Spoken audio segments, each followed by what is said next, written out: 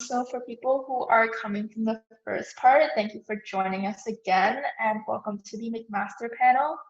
Um, First, we'll be going over basically what LEAP is. LEAP stands for Learn, Empower, Assist, and Prepare. And we are a student-run nonprofit organization, and we equip students with the knowledge, skills, and connections they need to bridge the gap between high school and post-secondary. It's just some housekeeping things to begin with. If you're just coming in, please keep your camera off and your audio muted. And if you have questions throughout the webinar, feel free to drop them in the chat and our panelists will try their best to answer them throughout the panel, or we'll try to answer them at the end during our Q&A session. First, we'll be introducing our McMaster panelists. And Will, if you want to start off. Oh, sorry, you're muted. My bad, I thought hitting spacebar would make it unmuted. Hey guys, my name is Anmol. I'm currently going to my second year in psychology, neuroscience, and behavior. And as you can see on screen, I'm a crisis runner at Kids Help Phone. I'm also VP promotions, and I do graphic design for various different clubs. That's why I call myself freelance. And yeah, I also really love working out. It's been really unfortunate that gyms closed down, and I do mountain bike, cook, and read and write. I'm in the process of writing a book. Don't know if I'll ever finish it though. Sounds great. Next, we'll move on to Jovan. Hi, everyone. My name is Jovan, and I'm a fourth-year student at McMaster University studying social psychology. I'm also pursuing a business certificate from Mohawk College. So that's one of the good things about McMaster is that you get McMaster and Mohawk put together in some programs. So a little bit about me. I was a former VP external for FMSA, the Filipino club at school. And basically I did collaborations with other schools. I worked with University of Waterloo, Ryerson, York, a lot of external work. Currently a summer job, I'm working at the beer store. And one of my hobbies is I really like to watch anime. All right. Next up, Lindsay. Hi everyone, I'm Lindsay. So I'm going into my second year of health sciences at McMaster. And some things that I've done or am doing are I'm a clinical research assistant at the University Health Network. I'm also a summer research student at McMaster currently, so I'm just working remotely, doing as much as I can right now. I also am part of the Pencils for Kids Club at McMaster and also an admin member at Seniors with Skills, which is an organization that helps seniors, like we do weekly video chats with seniors, so it's really awesome. And some things I love to do, I love to read, write, play softball. I'm currently learning the guitar and I'm a big history geek, so that's me. I am also learning the guitar. Oh, awesome. Next up, Zainab. Hi everyone, I'm Zainab. I'm a second year honors life sciences student. Some things about me, I'm a youth leader at an Islamic community center in Hamilton. So I just help out and teach kids, teach like middle school kids about religion and things like that. I'm also a St. Joseph's Hospital Women and Infants Care volunteer. So I help like newborn babies, they're really cute. I'm passionate about supporting nonprofit organizations, especially in women's health. I think that it's a field that is underrepresented and requires like more support. And some of the things I'm doing right now are I'm really enjoying hiking, discovering trails around Hamilton, and playing the flute. I've been learning how to play flute, so that's what I've been up to. Wow, so I guess our panelist line is pretty stacked today. So this is basically the topics that we'll be talking about today, and let's just move on to the first question. To start off, maybe let's just run through all of our panelists for this one. Why did you choose McMaster University? Let's start off with Zainab. Yeah, so McMaster is actually in my hometown, Hamilton. So I kind of just decided to like stay financially stable and stay living with my parents. And also I thought the life sci program was really cool because you've got to specialize after first year. And I felt like that was something that was really unique to McMaster. Like I know other schools do it, but McMaster has like a lot of options that I thought were really cool. And then I ended up not specializing and staying general. So you never know where you're gonna end up, but yeah, I don't regret it. It was a great decision. Yeah. Yeah, for sure. I had the same experience. Jovan, you want to go next? Yeah, so the reason why I chose McMaster was when I was looking at schools, I felt a lot of good reviews about McMaster, such as the community, academics, the teachers, the resources. And also I did a lot of tours. I did 2 tours at McMaster, and I asked the tour guide a bunch of questions, and I was very satisfied with what I was hearing. I really like the environment. There's a lot of open nature, a lot of trees, a lot of places to sit outside.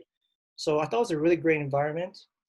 I also had the chance to do residence. So I lived in Toronto and going to school in Hamilton. So I did residence, and I thought that was a good experience to meet people and make connections, lifelong relationships. And that's the reason why I chose McMaster. Thank you. And Enmol? Yeah, okay. I'm gonna be completely honest. I had no idea I was doing in high school, so I really ended up going to Mac because life science is a really well-known pre-med program, and I just kind of went with it. But then I did come to Mac for tours. I went to like a couple of different schools like Mac and Western. I just really loved how Mac had like all that greenery because I just needed the trees. And the more I toured Mac, the more information I got, the more I like loved the atmosphere of the school. And again, like life sci, I like generally knew a bit about it. Like I knew it would get me somewhere where I needed to go. Turns out I didn't actually end up applying, like, going towards a med school path. I actually completely changed it to like psychology or neuroscience. But either way, I did come into life sci hoping I'd figure something out. And I did end up figuring out a relative path of mine through that. So yeah. Yeah, I feel you about that med school path. And then lastly, you have Lindsay. Yeah, so I'm kind of like Annal in high school. I had no idea what I wanted to do. And I feel like I loved so many different things. So it was really hard for me to decide. So I actually ended up applying to business as well as like science programs.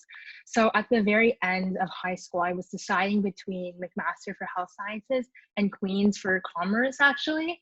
So it was 2 like very different things. Mm-hmm. And I ultimately ended up deciding with health sciences at McMaster because I realized that I probably was more passionate about science than I was about business, and business was more of something that I feel like I didn't really know that much about it. I just kind of chose it because it seemed kind of open-ended in kind of like sort of in a way. So yeah, so I really just chose health sciences because I thought that I would be more passionate about science, and I think that was the correct decision for me. I love it at McMaster. I love it in my program, and I realized I do really love studying science, and I probably would not have been as happy in a business program. So yeah.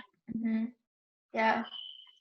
So I know 2 panelists mentioned the green space McMaster. I would like just like to mention that we have some beautiful waterfalls. Yeah. So next up, what are some common mistakes that first years make, and what would you tell your first year self? So we can start with Zainab on this again. Yeah, so in my first year, my big thing was like time management. I struggled a lot with it. I felt like there was a lot that happened really quickly, and like there was a lot of material that we went through in the first like month of school, and I got really behind, especially in subjects where I felt like I wasn't as good at them, I could say. And so what I ended up doing is actually like waiting till the last minute to watch all the recordings for the classes instead of actually going to class. So that was not very nice. I started to, and then I had to like stay up all night before my midterm, and it was a whole thing. So I feel like time management is a huge thing in university, especially if you want to have a social life. You want to have time for that. So the way to do that is like make a schedule, make sure you're on top of everything. And yeah, that's really important. Yeah, for sure. Lindsay, do you want to go next? Yeah, so I feel like in the first semester of university, I was very much like I was really into like just meeting everyone and being with friends and stuff like that. And I felt like it wasn't okay for me to be by myself sometimes. Like I felt like it wouldn't be okay for me to like eat by myself or like study by myself in the library, which is completely like ridiculous thinking back on it. But like I just felt like that kind of social pressure that I really hadn't felt before in high school. So that was kind of hard for me to adjust in that way. So I just kind of want to let other first year students know that it's okay to be by yourself sometimes. It's okay to, spend time by yourself or to eat by yourself. It's actually really refreshing to do that.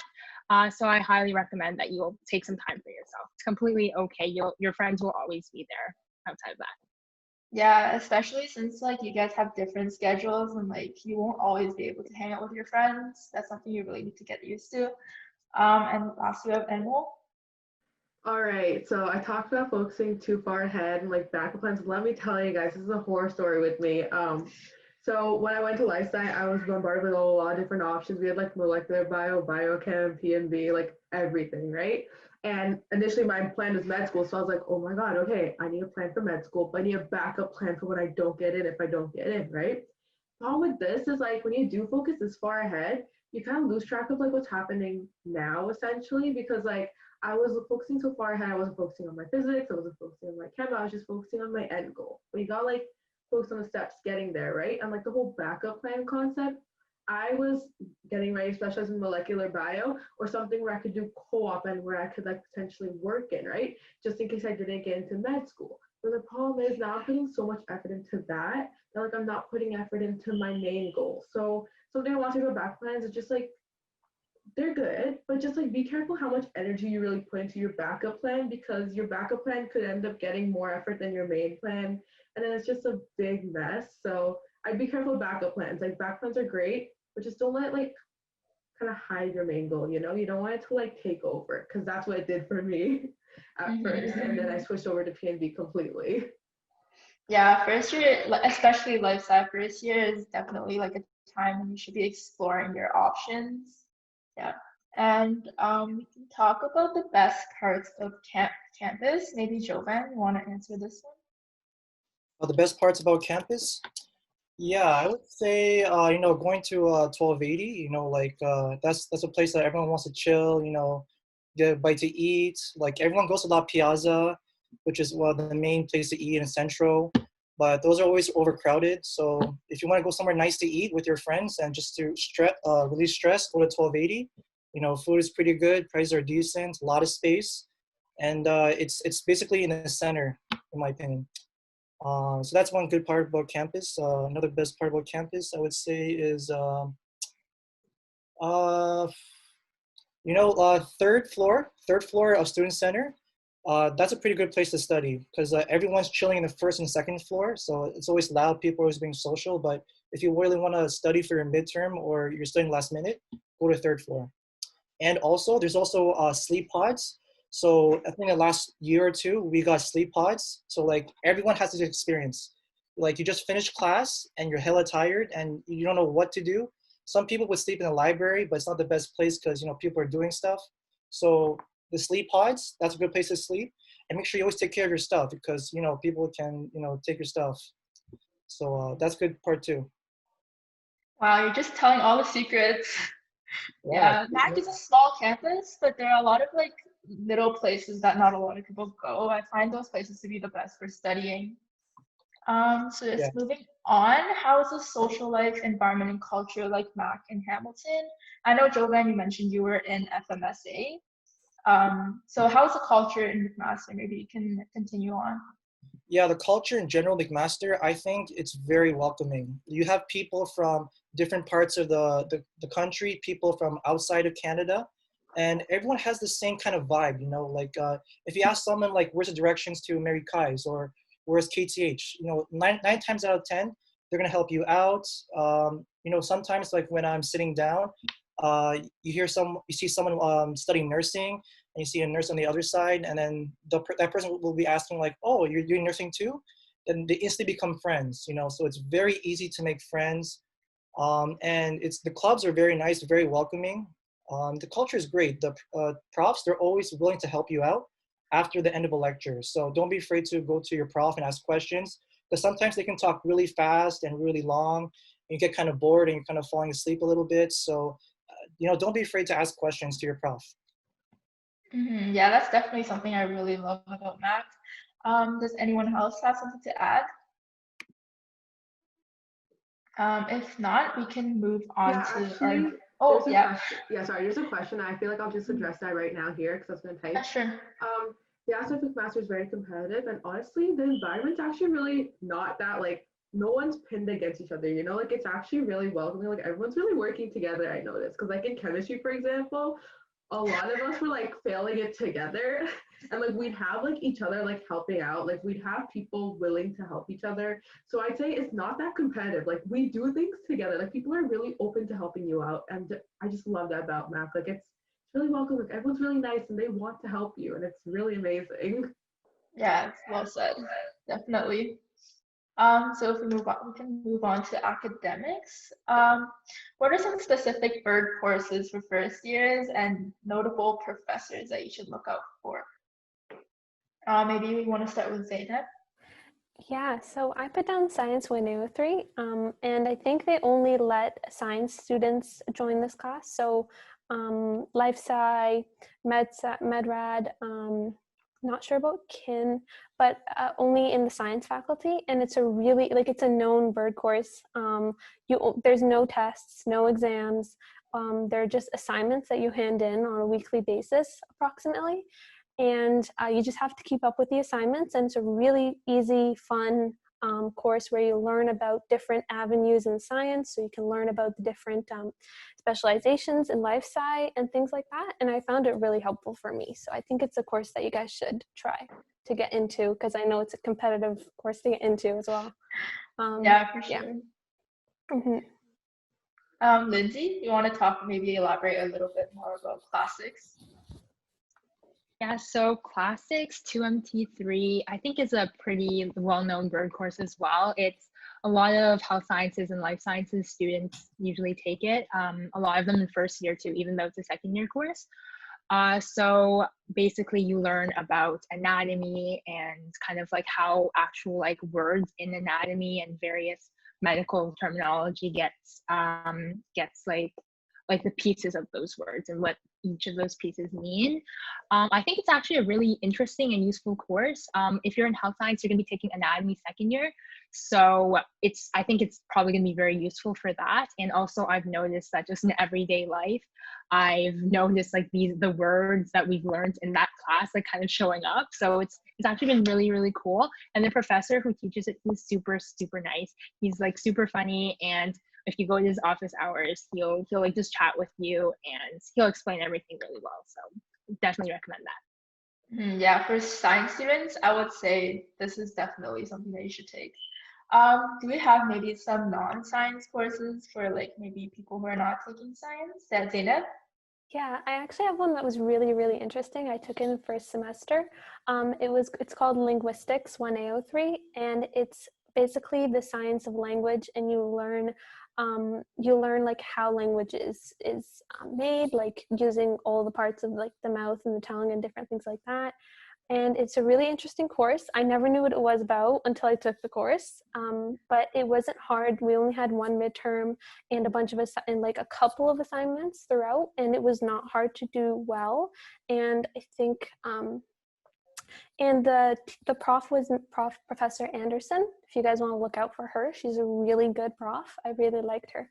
Yeah. Sounds good. Enmol, did you have something to add? Okay, I had this one really amazing course. It was taught by Matt Savelli. He's amazing. It was called Introduction to Mental Health and Illness, Health Age 1 CC3.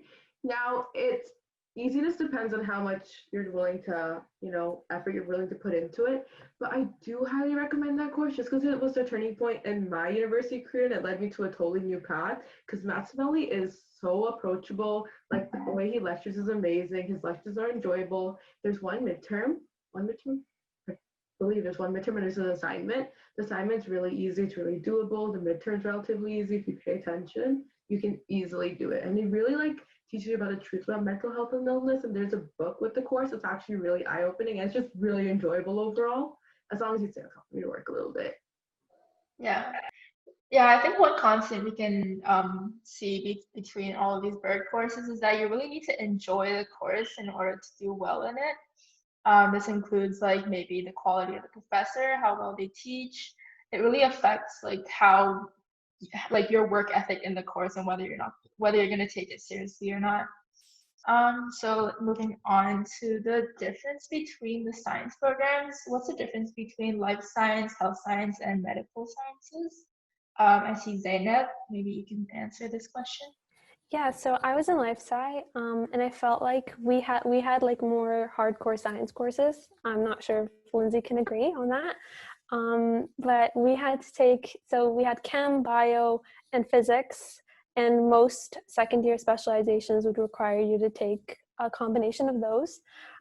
So it was pretty much like all science and like a couple of electives you got to take. So I think that's the main difference between life sci and health sci. It's also a much bigger program. So we're like 1,000 and they're like around 200. So that's a big difference as well. Yeah. Lindsay, you're in health sciences. Do you have anything to add? Yeah, so I agree with everything that Zainab said. I'd just like to add that I feel like health science also focuses a lot on personal development.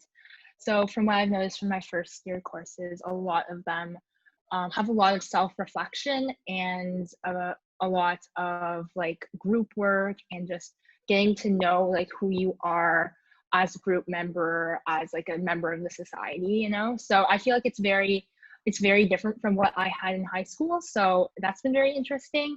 And I guess what Zainab touched on about more social health. Yeah, there's an actually new health sciences course that's mandatory for first years that that talks all about the social determinants of health. So it's very interesting to see kind of both the the hard science-based side of it as well as the more social science-based side of it. So it's really cool, and I think both programs offer its like pros and cons, and kind of like depending on who you are and what you want to learn, kind of like decide between the two programs like that.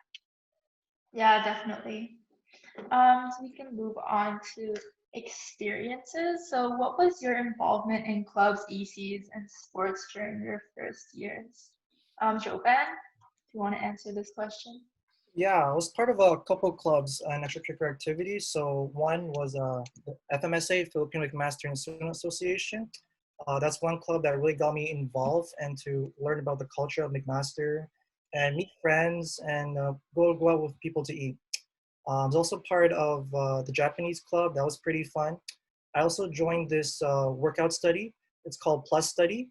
Basically, what you would do is every Tuesday around 8:30, you would do like some physical activity with like a group of people around 10, and you do things like swimming, rock climbing, amazing race, fitness tests, and you actually got paid, but paid in gift cards. So you get like Starbucks or McDonald's gift cards.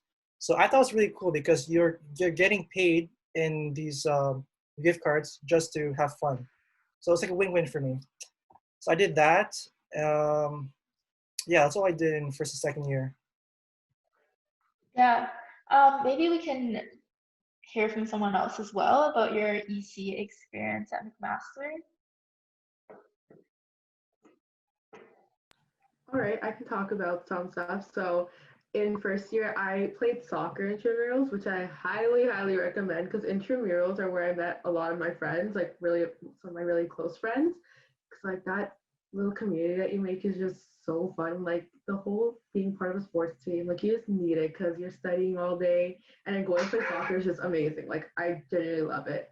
I was also part of Green Roots. Like I joined a bunch of different clubs. I did Green Roots and HOSA. I recommend HOSA if you want to go med because it helps you like discover if you like things or not. Because I did dental HOSA and I thought I liked it. And the deeper I got into it, the more I realized I shouldn't go dental. So I recommend HOSA. It's really interesting, like exploring yourself through that. But definitely do sports. Like intramurals are so fun. There's water polo at Mac.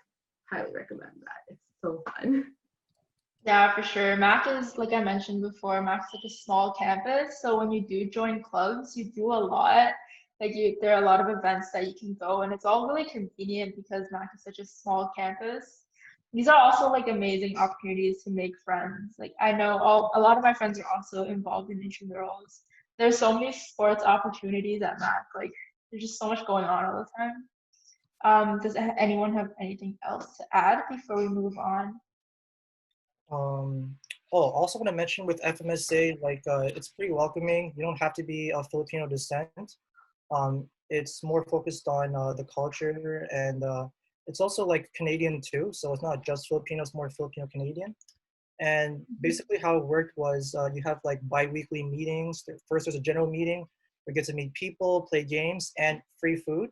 So that's one incentive that brings people into the club. And we would do things like for one thing, I brought everyone to Ottawa. We took 30 people. We went to Ottawa for our youth conference. That's one of our big trips. We did things like going out to eat, dancing, singing, karaoke. We did like a talent show performances. It was so much fun, and a lot of the stuff is free. And when you do pay, it's more like $4 to $5 for admission, like a ticket or something like that. But it's a good club. It's very fun. So nothing to lose.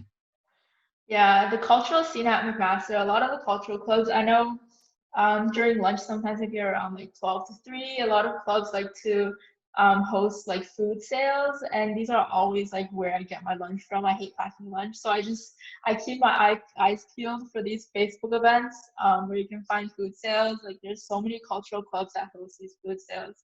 Like you can basically experience and explore so many cultures. Moving on, maybe someone can share their experience or any regrets or cool opportunities from your program. Zainab, do you want to say something? Yeah. So on the topic of clubs and involvement in school, one thing I definitely regret is not going to the club fair that they hosted in the first month of school, I think, pretty sure. I didn't go, and I missed out on opportunity to get into a lot of different clubs at Mac. I did end up joining one club, but I really wish I went and explored more and maybe picked a club that fits my interests. And I hope to do that this year, hopefully. Yeah, for sure. Mm-hmm. Next we have Lindsay.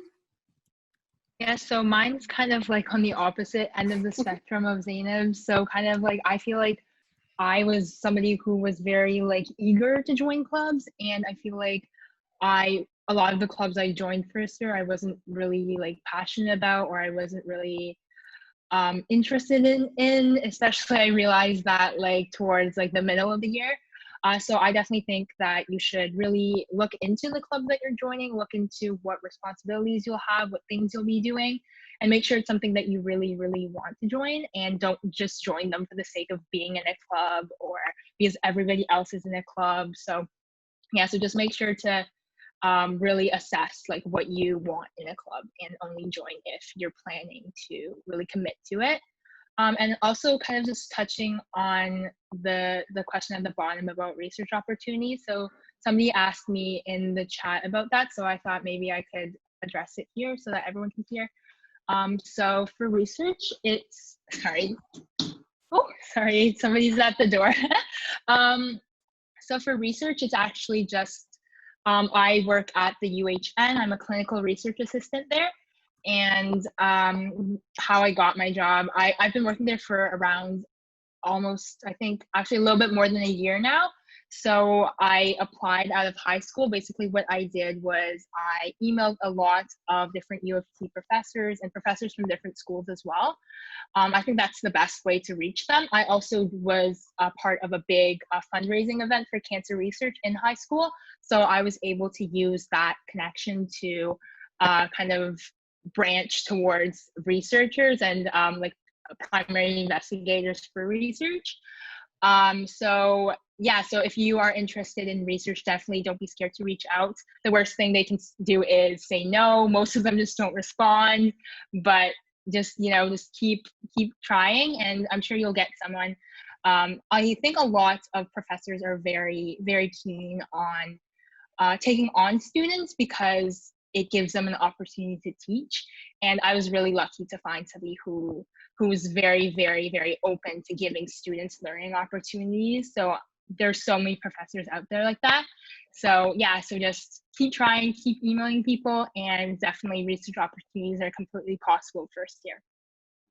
Yeah, for sure. Mac has some really great research professors. And does anyone else have anything to add regarding maybe internships or research opportunities? So for social science, like the internships, basically there's a course that's required called SocSci 2 ELO. It's a 6-week course. It's free. And it's very helpful. It helps with resumes, cover letters, interviews, how to prepare yourself for an interview, how to apply to jobs, how to make a good first impression, all things like that. And it's pretty practical. Like it's a small size class, maybe about 30 people, and it's a pass or fail kind of style. But 95% of people pass. All you have to do is just show up and do your stuff. So it's very helpful. And some of the internships that are available are like working with police, working in small businesses, banks, not-for-profits, City of Hamilton, I think City of Toronto too. Basically how it works is you can apply to the placements on Mosaic, which is the McMaster website, or you can do a self-initiated internship, which is you go to a placement and you try to connect them with McMaster and they approve it and you just go from there. So I didn't do the program, but I did do the course. So I did Sockside 2 ELO and it's pretty helpful. Yeah, for sure. Branching off the fact that you brought up like courses, I know of maybe like these aren't first year courses, but I know of some courses with course codes that end with 3RP3 and 3EP3. These are based 3RP3 is like a research placement course, and 3EP3 is an experiential placement course. And these basically like profs are usually very inclined to take you for research if you're taking one of these courses because you have to do well in them. So like these are good things to look out for as you go through your university career at Mac. So moving on to residence. What was your residence experience like at McMaster? And how was the meal plan system? And maybe we'll run through everyone with that because everyone had different res experiences. Maybe we want to start with Lindsay. Yeah, so I was in Mary Kai's, and that is the residence that is suite style. So it has 4 bedrooms, 2 washrooms, and a kitchen. So I thought it was like a really, really great experience living there. The only thing was that in suite style, you don't get to know your floor as well as in like single or in double rooms. So if you're kind of looking to get like a really big like floor kind of family vibe, then maybe like not look into suite style, because I found that most of the floors in my building didn't really have that vibe. But other than that, it was really great because it gave you privacy, but still you were able to make friends with the people you were living with. And it was a great place just to hang out with some of your other friends because there was a lot of room and you also had your own privacy. So that was really great. And then the food options, I'm a very picky eater. So I didn't really like a lot of the foods at McMaster, but I really did actually like a little like restaurant, I guess, called Bridges, which was in the West Quad. It's really close to Mary Kai's. I thought the food there was really good, and and yeah, so that was Mary Kai's, I guess. All right, moving on to Animal. All right, so just like my other stories, this one's low-key a horror story in the beginning. So I know Woodstock. So a lot of people call it one of the worst residences, and it's one of the older ones, I'm not gonna lie. But if your residence isn't necessarily called the best, like PG being all beautiful and elegant, it doesn't mean you're gonna hate it. Because when I first got into Woodstock, I'm not gonna lie, I broke down a bit, crying left the rooms because I was so used to my like fancy rooms at home and like spoiled. But the thing about Woodstock is I was in a double room, so I shared my room with an international student. I really got to learn a whole lot about her, which was like crazy because like I realized how blind I was to the world. But with just having that one room, you do actually get a big sense of community because I knew like everyone on my floor. I think I spent so many days like with my CAs playing Uno in their rooms. Like that's what I spent most of my nights doing instead of studying. Yeah, so you have a big sense of community because like it's just one big, like everyone talks to everyone. You're gonna be in a community kitchen, so it's like really small. No one really cooks in there just because it's so small. Instead, you'll be eating at Central. Central is just one common building we have. It's between Woodstock, Brandon, Whitten, and I forgot the last one. but it's between a bunch of buildings, right? A bunch of residence buildings. This is basically where everyone eats. So you're gonna go to Central. There's a bunch of different options for food, and basically all of us go and all of us eat there. So it's a big, like, everything's really open. I would say privacy is kind of limited here. You have a communal shower, communal kitchen, communal, like, where you're eating. Everything's really out there. So if you do want more privacy, I would say look into suite style rooms and hope you get those. But Woodstock is really fun. Like, you will have like fun events with your floor. It's amazing. You honestly, at the end of the day, you make it as fun or as unfun as you want. It's about how much effort you can put in, how open you are to experiencing something different, because it will be different. Everyone will experience things differently, but it doesn't mean they won't be fun, because I love Woodstock. Yeah, I just have to stress the point that even if you get a residence that just doesn't look appealing, like you'll enjoy it. Like if you make the most of it, you will enjoy it. Like I was in Matthews. Actually, no, I'm gonna go to Zainab before I talk about my experience. Zainab, you want to talk Yeah. about your residence? Sure. So I didn't live on res. I stayed home and I lived at home, and it was a bit of a journey to commute every day. Even though it was like 10 minutes or like 20 minutes to get there, I still had to like park in this place called Lot M. If some of you are commuters, you'll get to know Lot M very well.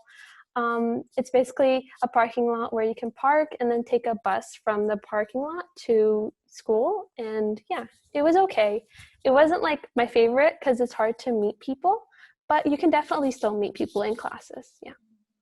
Yeah, Jovan, did you want to talk about your experience?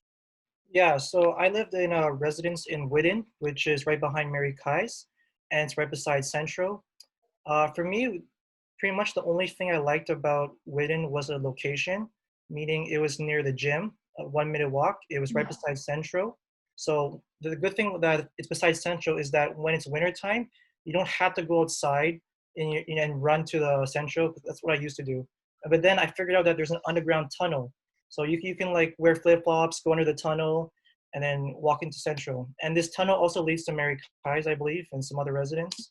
Um, but yeah, I lived in a triple, and that was pretty difficult because I didn't know that the two people, and a triple is basically three people in one small room. So I don't know, it's pretty crowded, and you have to worry about people your schedule with your roommates, because let's say one person's a night owl, and they like to stay up late at night, and you like to sleep early, and there's a conflict there, right? So one suggestion I have about residents, if you have roommates that you don't know, is try to establish boundaries, right? Like try to get to know each other's schedules.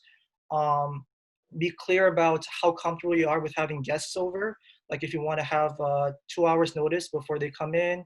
And sometimes people want to do sleepovers, so you want to be careful about that too, because having 4 or 5 people in the same room, that's a lot of that's a very small space. Um, Also, yeah, living in residence, you can get homesick pretty quick. So the first week, everything's fun. You're partying, you're doing sleepovers, you're eating, you're staying up late till 4 a.m. And then after 1 week, you realize, oh, mom and dad are not here, and your brother's not here, and then they're like 45 minutes away, and you have to call them, and you have to take care of your own laundry, and you have to be very independent. So it's a big transition because you're transitioning to school plus living in residence plus adjusting to the culture of everyone.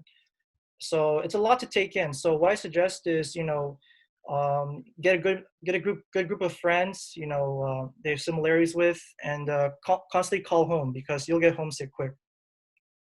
Yeah, going home all the time was definitely a breath of fresh air for me. Since so just a bit of a note, I was at Matthews Hall, and Matthews is called the armpit of McMaster, because there's like no AC, like there's like nothing. It's like I lived on the fourth floor, and there were no elevators. It was just stairs all the way up. So like if you want to go partying and you come back okay. And you come back after a party, like you have to climb up those stairs, and yeah, it's not it's not a good experience. But I think I really made the most of it because I did make a lot of friends near the second half of the year. Like the study rooms and the reses really give you a chance to make these friends because they're like I don't I don't know, like it's almost cult-like, I guess, like their attachment to each other. Like people get very close and they're also very welcoming. So I would say just don't be afraid to reach out definitely to the people in your res. Just moving on, I know Zainab, you said you don't live on residence, and you did say a bit about commuting. Maybe you want to Yeah. expand on that, or if Yeah, someone else. definitely. So I talked a little bit about Lot M, and that's the parking lot that's available for students. All the other parking lots, A through, I don't even know, I'm not sure how many there are, but Lot M is the one for students, as I said. And you have to apply for a parking pass early. I'm not sure. I think there's no parking this year. I might be wrong.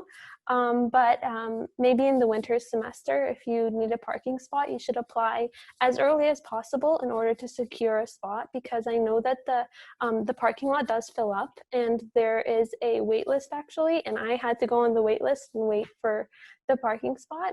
I know a lot of people also who took the Hamilton bus and just took the HSR from their houses to school, but it kind of took a little bit longer. So it's about kind of deciding what you want, whether that's taking the bus or going by car. There's pros and cons for each, but I went by car and I had to park, and then, as I said, like take a shuttle bus from the parking lot to McMaster, which came kind of every like 10 minutes. So you kind of have to make sure that you're going to get there on time and get to class on time. And there's like a lot of walking involved. So it just depends on what's easier. Yeah. And the HSR goes right to campus. So that's also a different thing. Yeah. Yeah, for sure. Mhm. For the rest of you, maybe those who took the Go bus or regularly use the HSR, well, how was your experience? Yeah, let me just talk about the Go Bus and the HSR. They're actually not a horror story. So the HSR is amazing. Like honestly, you're gonna pay for your tuition, so I'd say use it because like you are paying for it. And honestly, I made so many trips on that because first off, it's eco-friendly, so I don't feel guilty using this bus. And second off, you're paying for it, so I took as many trips as I needed, like 2 Fortinos. And when you live off residence, like in upper years, the buses like your residence is going to be around bus stop, so it's like really accessible. It's not like a 20-minute trudge to a bus stop, so that's fine. The HSR is really accessible. It's really worthwhile. The Go bus is also every time I went on the Go bus, it just so happened there was a bunch of people from like my classes because like we'd all have done a midterm and all of us would be on the bus at the same time, and the bus you'd hear like a bunch of us talking about it, like some guy would be yelling, guys, what would you get for this, and like other people would be complaining about it. So sometimes the Go bus can be really fun and lively. Other times, highly recommend it for when you go home and you come back and you forget to do your reading. Reading on the bus is like really easy to do. But that second deck, finish your last minute work. Like 10 out of 10 recommend it because that's where I did all my reading. Yeah, Yeah, I yeah, just have Zainab? one thing. I think this year they're actually not going to make the HSR or the Hamilton bus part of the tuition. So unfortunately, people who live in Hamilton probably you'll have to like buy your own bus tickets because this year they decided, yeah, I'm going to interrupt you against real it. quick. It's decreased by half, I believe. I think there Oh, is are it? still I think there are still. I Okay. remember Yeah, I seeing think it's like yeah, someone cut. fact check me. Okay. That's great. Honestly, we're learning. Yeah. Yeah, does anyone else have anything to add? Yeah. Yeah. Oh, sorry. You go first. Sure. Thanks. I'll be quick. Using a bike to get to school is pretty helpful, especially using the Sobi bikes. The Sobi bikes are the bikes that are just like bike stations, and you use your app to use it. It's pretty good. But one thing is that if you use your own bike, be wary that a lot of bikes get stolen very often. So make sure you use a good lock and you hide it somewhere pretty good because they do get stolen. And also for like when you're busing to school, like especially when you live down Emerson, uh, around 8:30 to 9:30, the bus can get very packed. So you might run the risk of not getting on the bus. You might have to wait for 3 or 4 buses before you get on, and then you might get late for your 8:30, which happened to me a lot.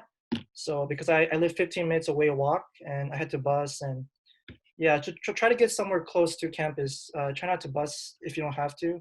Um, yeah. Lindsay? Yeah, so I was going to say that I used to commute to my research job in Toronto, and I had a day off during the week for every semester. So I would wake up at like 6 in the morning and commute down there. And I was just gonna say that the commute to Toronto is actually really like smooth. I just took the Go bus, which was actually right next to Mary Kai's where I lived. So that was super convenient. And then the Go bus took me directly to Aldershot Go, and I just took the Go train directly down into Toronto, where I worked. So it was super convenient. If you live in Toronto, then like in downtown Toronto, then that's really convenient for you as well. Yeah, so I thought that it was generally like super good and convenient experience. Yeah, this is especially useful because I feel like a lot of people won't be living in res this year, and you'll probably just go straight to living at like in the houses around Hamilton, and especially Jovan's advice and how the HSR gets really packed, Yeah. especially if you try to go right before class. It's like you really need to be like one or two buses early to make sure that you can get on that bus. So if no one has anything else to add, oh, I see a question that might be relevant. I'm not sure if you guys know this, but like, do you know if this year's bus pass is like an opt-in thing, or like can people opt out if they don't need it? Mm, I'm not sure, I know it's honestly. by half it should be. I don't think you can opt in or opt out. I think you're paying for it. Yeah, I haven't heard anything about that either. Yeah. We had a Um, comment. on that note, so I know some people who sell their bus pass. So yeah, on on the McMaster, it's used textbook sales. Some people sell their bus pass, so that could be an option if you have no use for it. Yeah. Enmol, do you have something to add? Okay. So let's just move on to the next section, financial aid.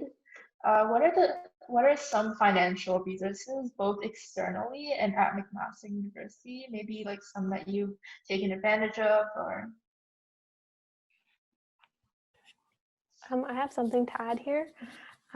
So I know there are some entrance scholarships that they give you, like the president's. I'm not sure what they're called, but there's one for it's $2,500 if you get over 95 to 100, or like average wise, and then from 90 to 95 you get 1,500. But beyond first year, there are actually like some scholarships you can apply to in like late April is the deadline, and you can apply to them via the Mosaic, and you can get up to like 1,500 for $1,500 just by applying online. Yeah, so that's a good thing to take advantage of. anyone else? Yeah, so in out of high school, I applied for a community scholarship. So look into those. There's a lot for like based on your like race or your ethnicity, as well as just some like different things that you've been a part of. So I know like lots of friends who like, for example, played hockey. Their hockey organization had scholarships for them. So look into that. And also out of first year, I applied to a research scholarship. So if you are interested in doing research, that could be a really good way to kind of do research while also getting a scholarship for it. So definitely look into that as well. Yeah, for sure. Does anyone else have something to add? If not, there are also student work programs that you can find on Mosaic. These include like just like working on campus, like and you can also work with like the student union. They have like jobs that they offer, maybe working in like administration and like office and stuff. And I know because I had experience working at East Meets West Bistro. It's one of the restaurants on campus. And yeah, like McMaster is always looking to hire students, and they're not like they're pretty lax, I'd say. Like the management is not that it's pretty like, especially it was like my first like regular job. It was pretty chill working there. Um, so if no one has anything else to add, we can move on to the Q&A period. I have some questions here that have not been answered yet. So someone asked who funds clubs. So like I know Joven, you mentioned the Pulse thing that you're a part of. Like obviously you were only part of it. You weren't on like the administrative team, but like I know you're also part of an FMSA, so you must know like a bit about clubs and like management. How do they get the funding for their gift cards and those type of things? Yeah, so I was part of FMSA. I didn't handle the finances, but I know a little bit. I'm pretty sure MSU, McMaster Student Union, did provide some money to each club, but it's only a very small amount. So basically, what clubs do is they do fundraisers. As was mentioned earlier, they do like food, like baking fundraisers. I know MBSA, they do like banh mi. They do like banh mi sales. CSA, the Chinese Student Association, does like Chinese food sales. So a lot of food sales that people do. And they also raise money through performances. So like if you want to watch like a talent show and people would perform, there would be like a $5 or $8 entrance fee for a ticket. So, but the funding I wouldn't rely on from MSU because it's very small for a club. So usually each club would have to raise money on their own.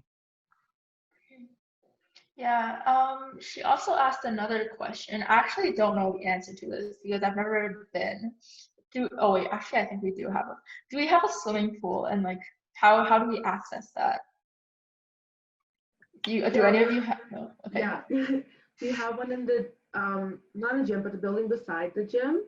I forgot the name of the building, but essentially you go D-back and you keep walking forward a bit, and there's like a building that's like kind of back of it, and that's where a lot of kids are. There's a pool there. That's where you'll probably be writing exams too if they are in person. I'm not too sure how to access it because I spent most of my time studying and like partying and not swimming. But it's in that building. It's right beside the gym. You can enter it from the gym too. And the people at the front desk of the gym are really nice. You can always ask them. They will be happy to help you. Yeah. So I think this question probably pertains more to the life science. What are some things to look at when you're choosing your second year specialization? Oh my, I got you. Okay. So a lot of them need 2 chems, 2 bios. There's mapsci.com. Just search mapsci, it should come up. It'll show you a bunch of the specializations, all specializations, and what you need for each specific specialization. And honestly, for most of the specializations, you can cover everything.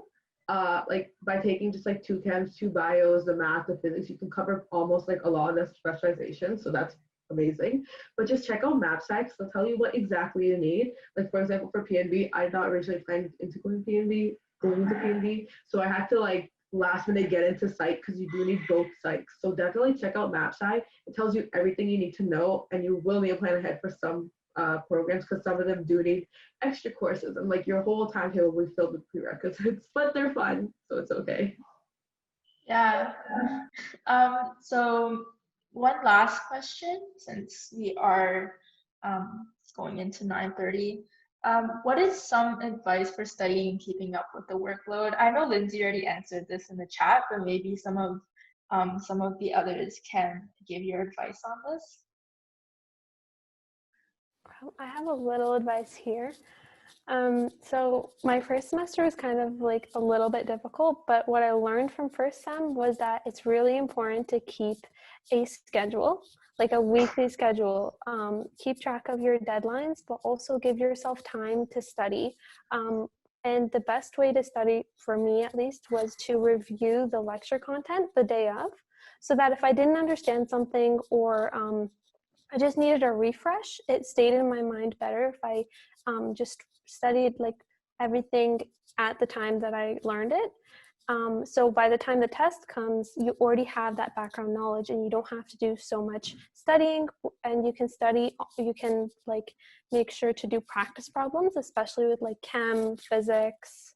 A lot of the sciences are problem-based. So if you're going to life sci, that's your savior. Like, do as many practice problems as you can because that's what's going to come up on the test. Speaking of practice problems, please, oh my gosh, for your sanity, don't do practice tests thinking you will have the exact same questions on your midterm. I did this for physics. I thought, you know what? These two practice tests look oddly similar. I bet these questions are going to be the same. And then I flopped the midterm.